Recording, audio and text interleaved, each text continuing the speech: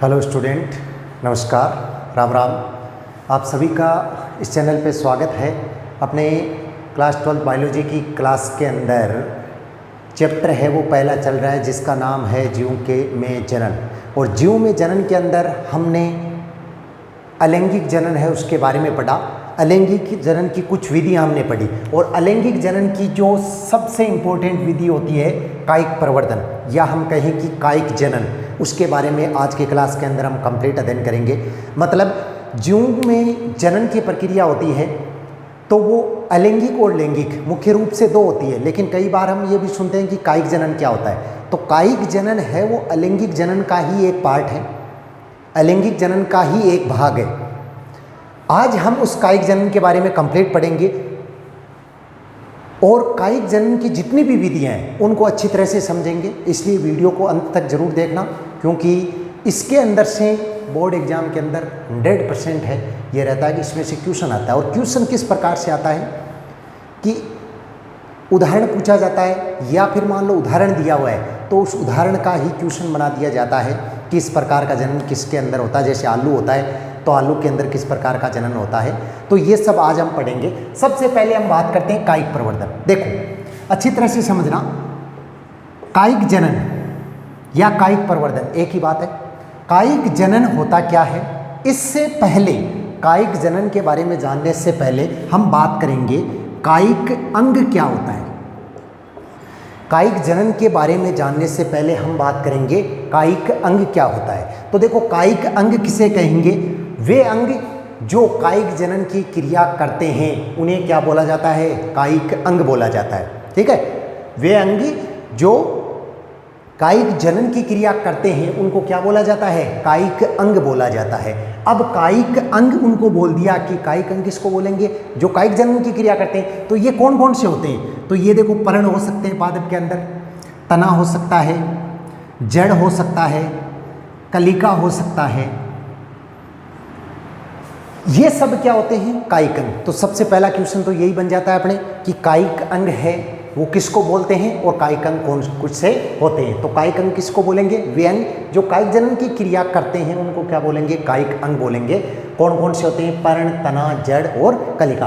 अब हम बात करते हैं कायिक जनन किसको बोलते हैं। ठीक है, तो वह जनन की प्रक्रिया जो कायिक अंगों द्वारा संपन्न होती है। ठीक है, वह जनन की प्रक्रिया जो किसके द्वारा संपन्न होती है, कायिक अंगों के द्वारा संपन्न होती है, उसको क्या बोला जाता है, कायिक जनन कहा जाता है। जैसे अपना सीधा सा उदाहरण लेते हैं हम। ठीक है, सीधा सा और बिल्कुल सिंपल उदाहरण लेते हैं कि अपने क्या होता है, जैसे गांव के अंदर है कोई भी पौधा लगा हुआ है, उसकी जड़ को हम उखाड़ के दूसरे नए स्थान पर लगा देते हैं तो वहाँ पे एक नया पादप बन जाता है। कई बार आप कहीं करा के कोई भी पेड़ हुए भी कि कोई डाली है बात तोड़ लगा दे वहाँ, तो भी कहीं हुए एक नई डाली बन गया।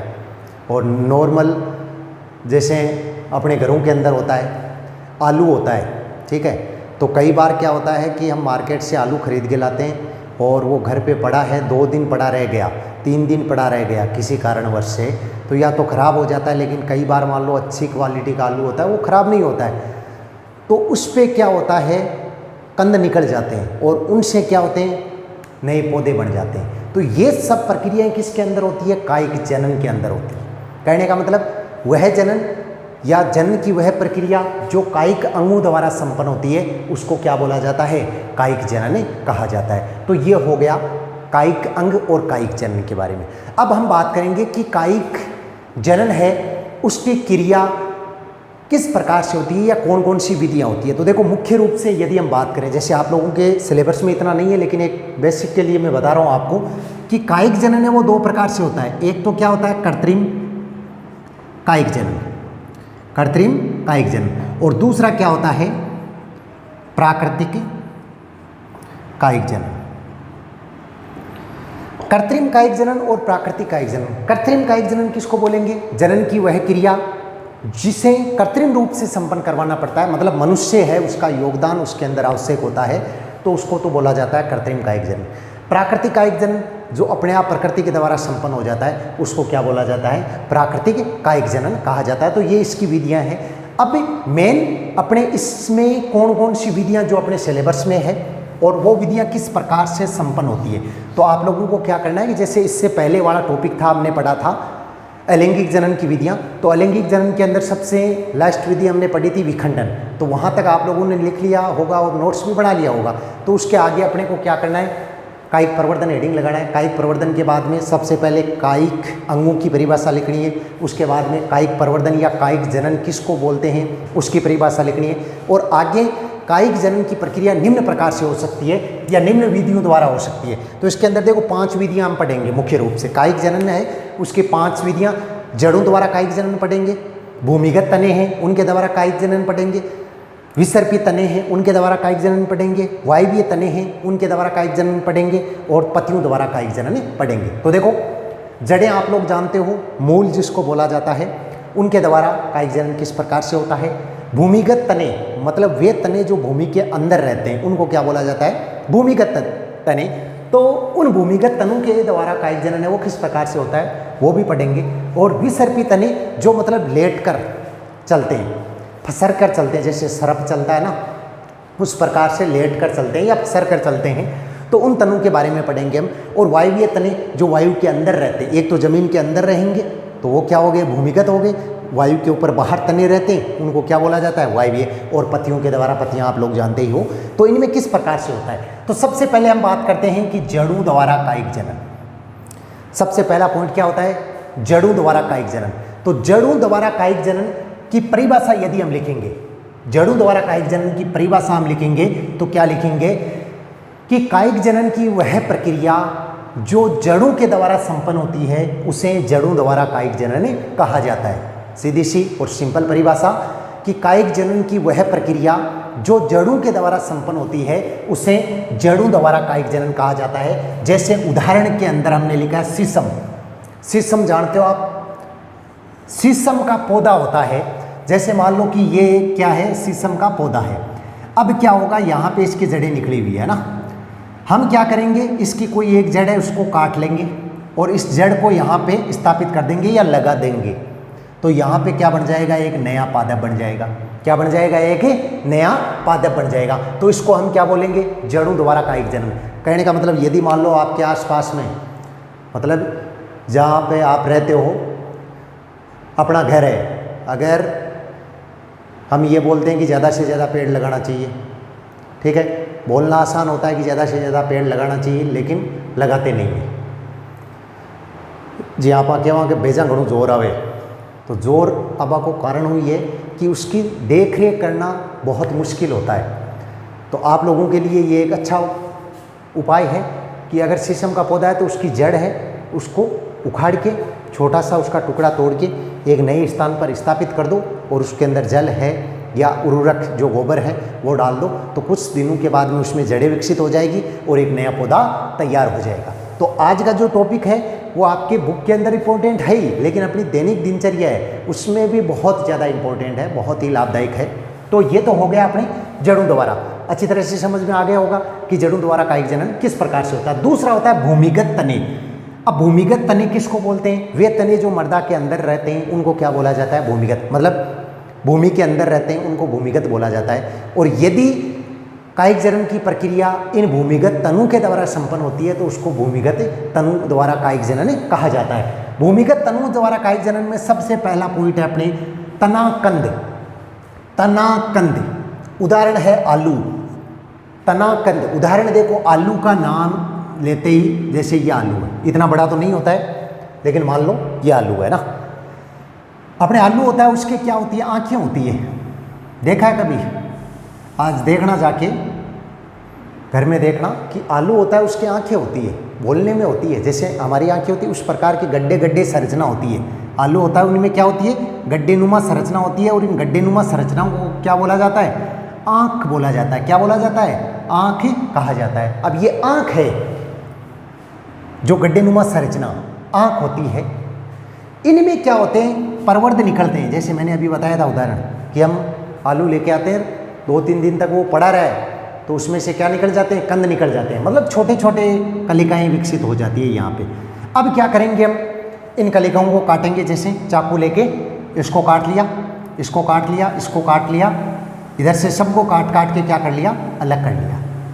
अलग कर लिया। अब प्रत्येक को क्या कर देंगे, जमीन के अंदर लगा देंगे, नई नई जगह पर क्या कर देंगे, इनको लगा देंगे। तो वो क्या हो गया, प्रयोग क्या हो गया, तनाकंद। क्या कहलाएगा, तनाकंद।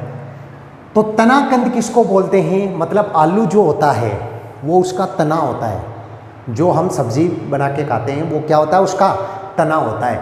तो उसमें जो गड्ढेनुमा संरचना होती है उनको आँखें बोलते हैं हम। उनमें जो कलिकाएँ निकलती है, उनमें जो कलिकाएँ निकलती है उनसे नए पौधे तैयार होते हैं, उनको बोला जाता है तनाकंद। बल्ब, बल्ब जानते हो, बल्ब वो नहीं जो प्रकाश देता है, बल्ब वो नहीं जो प्रकाश देता है। बल्ब जैसे चलो मान लो एक तो होता है लहसुन प्याज, उदाहरण दिख रहे होंगे आपको, लहसुन और प्याज संरचना कैसी होती है, जो प्रकाश देता है वो बल्ब होता है, उसी समान से उसकी संरचना होती है, इस कारण से इसको बल्ब बोला गया है। मतलब क्या होता है कि जैसे लहसुन होता है तो लहसुन के अंदर जो पोतियाँ होती है ना ये बहुत सारी होती है, ठीक है। प्याज होता है तो उसके अंदर भी क्या होती है, इस प्रकार की झिल्लियाँ पाई जाती है, आवरण पाए जाते हैं, है ना। तो उन संरचनाओं, मतलब ये बहुत सारी संरचना होती है, इन्हीं को क्या बोला जाता है, बल्ब बोला जाता है। क्या बोला जाता है, बल्ब। अब क्या होता है कि लहसुन की जैसे एक भाग है, एक पोती, उसको क्या करेंगे, मर्दा के अंदर लगा देंगे ज़मीन में, एक नया तैयार हो जाएगा। तो सभी को लगा देंगे तो उससे बहुत सारे पौधे हैं वो तैयार हो सकते हैं। इसी प्रकार से प्याज के अंदर होता है। तो ये विधि कौन सी हो गई, बल्ब। अगला है धनकंद। देखो धनकंद के अंदर उदाहरण अपने क्या है, जमीकंद। ये थोड़ा सा अलग है, नाम नहीं सुना होगा, जमीकंद।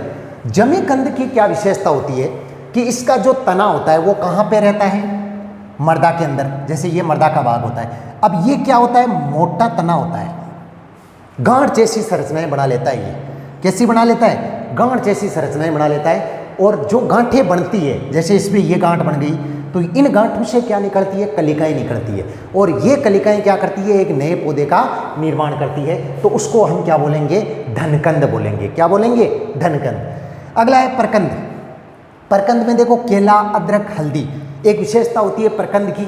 परकंद की प्रक्रिया में क्या होता है कि कुछ पौधे ऐसे होते हैं जो अधिक भोजन संचय के कारण अपना आकार है उसमें बड़ा हो जाता है। कैसे, जैसे मान लो कि आप ज़्यादा खाना खाते हो, है ना, तो तून बाहर निकल जाती है ना, पेट बोलते हैं ना अपने, वो बाहर निकल जाता है ना, निकलता है। कारण क्या होता है कि आप ज़्यादा खा रहे हो। तो इसी प्रकार पादपों के अंदर होता है। तो पादपों के अंदर क्या होता है, जैसे अदरक होती है, अदरक देखिए उसके भी पेट निकला हुआ रहता है। अदरक होती है उसके पेट निकला हुआ रहता है। क्यों, क्योंकि उसका कुछ भाग है वो भोजन का संचय ज़्यादा कर लेता है, जिस कारण से जहाँ पे भोजन का संचय ज़्यादा होता है वो भाग फूल जाता है, मतलब बड़ा हो जाता है। जिस भाग में भोजन का संचय ज़्यादा हुआ है वो भाग क्या हो जाता है, बड़ा हो जाता है। तो उस परिस्थिति को क्या बोला जाता है, परकंद बोला जाता है। परकंद में क्या होगा कि कुछ पौधे ऐसे होते हैं जो अधिक भोजन संचय के कारण अपना आकार है वो क्या कर लेते हैं, बड़ा कर लेते हैं। तो उस प्रक्रिया को बोला जाता है परकंद। उदाहरण क्या होता है, केला, अदरक और हल्दी। अंतःभूस्तारी, अंतःभूस्तारी, अंतःभूस्तारी देखो नाम से परिभाषा बनती है। जैसे मान लो कि ये मर्दा है नीचे, तो इसमें अंतःभूस्तारी में मिंट, उदाहरण क्या है, मिंट। होता क्या है कि ये अधिकांशतः मर्दा के अंदर रहते हैं, लेकिन कुछ भाग इसका वायवीय आता है, बाहर निकलता है, वापस मर्दा के अंदर जाते हैं, बाहर निकल जाता है, वापस मर्दा के अंदर जाते हैं और थोड़ा सा भाग है वो बाहर निकलता है। तो उसको क्या बोला जाता है, अंतःभूस्तारी। मतलब अधिकांशतः कहाँ पे रहते हैं, मर्दा के अंदर रहते हैं। तो ये तो हो गए भूमिगत तने। कौन से तने हो गए, भूमिगत तने। तो देखो दो विधियां हो गई है, जड़ों द्वारा, और दूसरी हो गई है भूमिगत तने। अब तीसरी विधि है विसर्पी तने। विसर्पी, विसर्पी, सर्पी नाम आ गया तो जैसे सर्प है वो चलता है, उसी प्रकार से कुछ पौधे चलते हैं। देखा है कभी कि जैसे सर्प चलता है वैसे के वैसे ही कुछ पौधे चलते हैं, चलते हैं। पादपों के अंदर गति होती है, बिल्कुल होती है। प्रकाशानुवर्त और गुरुत्वानुवर्त पढ़ा होगा आपने कि पादपों के अंदर भी गति होती है। तो विसर्पी मतलब जैसे सर्प चलता है वैसे पौधे चलते हैं। तो वो कौन कौन से पौधे होते हैं, जैसे सीधा सा उदाहरण दूब घास जानते हो, दूब जानते हो, घरों के अंदर लगी हुई रहती है। वो कैसे चलती है, इधर इधर इधर इधर इस प्रकार से चलती रहती है। तो वो क्या है, जैसे सर्प चल रहा है उसी प्रकार से चल रही है। इस कारण से इसको क्या बोला जाता है, विसर्पी पौधे। विसर्पी तने होते हैं वो 3 प्रकार के होते हैं। पादपों के अंदर विसर्पी तने कितने प्रकार के होते हैं, 3 प्रकार के। सबसे पहला है ऊपरी भूस्तरी। ऊपरी भूस्तरी, देखो अच्छी तरह से समझना, ये अलग से मैं बता देता हूँ आपको विसर्पी तनु का, तीनों को साथ में समझा देता हूँ। ऊपरी भूस्तरी, भूस्तरी और भूस्तरिका, मतलब इधर वायु आवरण है और यहाँ पे क्या है, मर्दा है। ऊपरी भूस्तरी, ऊपरी भूस्तरी मतलब दूब होती है ना, उदाहरण देखो दूब घास, दूब क्या होती है कि यहाँ ऊपर जाएगी, यहाँ जड़ें निकल जाएगी, इधर ऊपर जाएगी जड़ें निकल जाएगी, इधर जाएगी जड़ें निकल जाएगी, इधर जाएगी जड़ें निकल जाएगी। मतलब अधिकांशतः भाग तो क्या रहता है, भूमि से ऊपर रहता है, और कुछ भाग है भूमिगत होता है, तो उसको क्या बोला जाता है, ऊपरी भूस्तरी। उदाहरण क्या होता है, दूब घास। भूस्तरी, भूस्तरी मतलब क्षैतिज होता है, जैसे ये मान लो कि मर्दा तो तना इधर आएगा, बिल्कुल भूस्तरी क्या होगा, क्षैतिज। अब इसमें यहाँ पे जड़ें निकल जाएगी, यहाँ निकल जाएगी, यहाँ निकल जाएगी, यहाँ निकल जाएगी, इस प्रकार से, तो उसको क्या बोला जाता है, भूस्तरी। उदाहरण होता है स्ट्रॉबेरी, उदाहरण क्या होता है, स्ट्रॉबेरी। ये इंपॉर्टेंट है कि स्ट्रॉबेरी है, उसमें किस प्रकार का जनन होता है, तो कायिक जनन। कायिक जनन का कौन सा होता है स्ट्रॉबेरी में, तना, तो भूस्तरी होता है। भूस्तरिका जलकुंभी, भूस्तरिका कौन सा है, जलकुंभी। देखो जलकुंभी होता है वो एक क्या होता है, जलीय पौधा होता है। जलकुंभी क्या होता है, जलीय पौधा। तो भूस्तरी मतलब जल के अंदर, मान लो कि यहाँ पे जल है, ठीक है, तो इस जल के अंदर कोई पौधा है, तो इसकी जो तना है उससे क्या निकलती है, कलिकाएं निकलती है। अब ये कलिका क्या करेगी, यहाँ से टूट कर नीचे गिर जाएगी। भाई यहाँ पे जलकुंभी है, इसके कलिका निकल गई, ये कलिका टूट कर यहाँ गिर जाएगी, और यहाँ पे गिर गई तो यहाँ पे क्या बन जाएगा, एक नया पौधा तैयार हो जाएगा, तो उसको क्या बोला जाता है, जलकुंभी। जलकुंभी ये थोड़ा इंपॉर्टेंट भी है। बंगाल का अंतक किसको बोलते हैं, ये सबसे लास्ट में मैं बताऊंगा, अभी क्लास के सबसे अंत में मैं बताऊंगा कि जलकुंभी है उसको बंगाल का अंतक क्यों बोला जाता है, ठीक है। उसके बाद में अगला है वायवीय तने। देखो अगला तना कौन सा है, वायवीय तने। वायवीय तने हैं। वायवीय तने मतलब वे तने जो वायु में रहते हैं, मतलब ऊपर रहते हैं, उनको क्या बोला जाता है, वायवीय तने। उसका उदाहरण है नागफनी। अब नागफनी का तना होता है, उसमें कलिकाएं निकलती है, और वो कलिकाएं मर्दा में गिर जाती है, ठीक है, टूट कर गिर जाती है, या उसको कोई तोड़ कर गिरा देता है, तो उससे क्या होता है, नए पौधे तैयार हो जाते हैं, तो उनको क्या बोला जाता है, वायवीय तने। और पत्तियों द्वारा कायिक जनन, पत्तियों द्वारा कायिक जनन का उदाहरण है ब्रायोफिलम। इनमें विशेषता क्या होती है कि जैसे मान लो कि ये कोई पर्ण है, इस पर्ण पे क्या निकलती है, जो इसका सीरा विन्यास होता है ना, ये इसमें जो कलिकाएं निकलती है। अब यदि ये कलिकाएं हैं वो स्थापित हो जाए, तो इस प्रत्येक कलिका से क्या बन जाते हैं, नए पौधे तैयार हो सकते हैं। इस कारण से इसको क्या बोला जाता है, पत्तियों द्वारा कायिक जनन। तो ये तो हो गया कायिक जनन के कुछ विधियां, कंप्लीट है ये। अब देखो बंगाल का अंतक क्या होता है, जलकुंभी को क्यों बोलते हैं बंगाल का अंतक, इसके बारे में बात करेंगे। इससे पहले आप लोग ये नोट कर लेना अच्छी तरह से। नोट कैसे करना है कि यहाँ तक मैंने बता दिया था कि कायिक प्रवर्धन है, उसके निम्न विधियाँ हैं, ठीक है। तो निम्न कायिक प्रवर्धन की कौन कौन सी है, मैंने विधि का नाम और उदाहरण लिखा हुआ है, स्क्रीनशॉट ले सकते हो बिल्कुल सभी का, अच्छी तरह से देख सकते हो, साफ दिख रहा होगा। अगर नहीं दिख रहा है तो आप बिल्कुल कमेंट के अंदर पूछ सकते हो। अब इनका नोट्स बनाना है, केवल डायरेक्ट ऐसे ही नहीं लिखना है। नोट्स कैसे बनाना है कि भूमिगत तने, पहले भूमिगत तने की परिभाषा लिखनी है, उसके बाद में जो तनाकंद है वो क्या होता है उसके बारे में लिखना है। तो ये मैंने अच्छी तरह से आपको एक एक पॉइंट है वो समझा दिया है। अगर आपको किसी भी क्लास में कोई भी पॉइंट है वो समझ में नहीं आता है तो उसके बारे में आप कमेंट कर सकते हो और उसे वापस पूछ सकते हो, तो अगले दिन है आपको दोबारा वो बताया जा सकता है, ठीक है। अब देखो हम बात करते हैं बंगाल का अंतक। बंगाल का अंतक सबसे इम्पोर्टेंट बात आज की क्लास के अंदर, और सबसे इम्पोर्टेंट बात है वो सबसे लास्ट में हम करें तभी ज़्यादा मज़ा आता है। तो बंगाल का अंतक किसको बोलते हैं, सबसे पहला क्वेश्चन तो जलकुंभी है, उसको क्या बोला जाता है, बंगाल का अंतक बोला जाता है। जलकुंभी को क्या बोला जाता है, बंगाल का अंतक बोला जाता है। क्लियर हो गया कि बंगाल का अंतक किसको बोलते हैं, तो जलकुंभी को बंगाल का अंतक ही बोलते हैं, ठीक है। अब क्यों बोलते हैं भाई जलकुंभी को बंगाल का अंतक क्यों बोलते हैं, जलकुंभी को बंगाल का अंतक इसलिए बोला जाता है क्योंकि जलकुंभी होता है वो एक सुंदर पौधा होता है। लोग इसको सुंदरता के लिए लगाते हैं, भाई दिखने में अच्छा लगे इसलिए लगाते हैं, लेकिन ये जल के अंदर क्या करता है, ऑक्सीजन की कमी करता है, ऑक्सीजन की मात्रा को घटाता है। तो ऑक्सीजन की मात्रा को ये घटाता है तब क्या होता है, जो जलीय जीव हैं उनको ऑक्सीजन नहीं मिल पाती है और उस स्थिति में वो जलीय जीव मर जाते हैं। ठीक है, मतलब जलकुंभी होता है वो जल के अंदर ऑक्सीजन की मात्रा को घटाता है, जिसके कारण जलीय जीवों को पर्याप्त मात्रा में ऑक्सीजन नहीं मिल पाती है, जिसके कारण वो मर जाते हैं। ये होता है जलकुंभी का पौधा। अब इसको बंगाल का अंतर क्यों बोलता है, क्योंकि सबसे पहले ये बंगाल के अंदर देखा गया कि जितने भी जलाशय थे वहाँ पे जलकुंभी थी, तो वहाँ पे जो जलीय जीव थे वो सब के सब मर गए। ठीक है, तो इस कारण से इसको क्या बोला जाने लगा, बंगाल का आतंक बोला जाना लगा। तो इसमें देखो 1 नंबर का क्वेश्चन आता है कि बंगाल का आतंक किसको बोलते हैं, तो जलकुंभी को बोलते हैं। क्यों बोलते हैं, कारण, तो आप अच्छी तरह से कारण लिख सकते हो।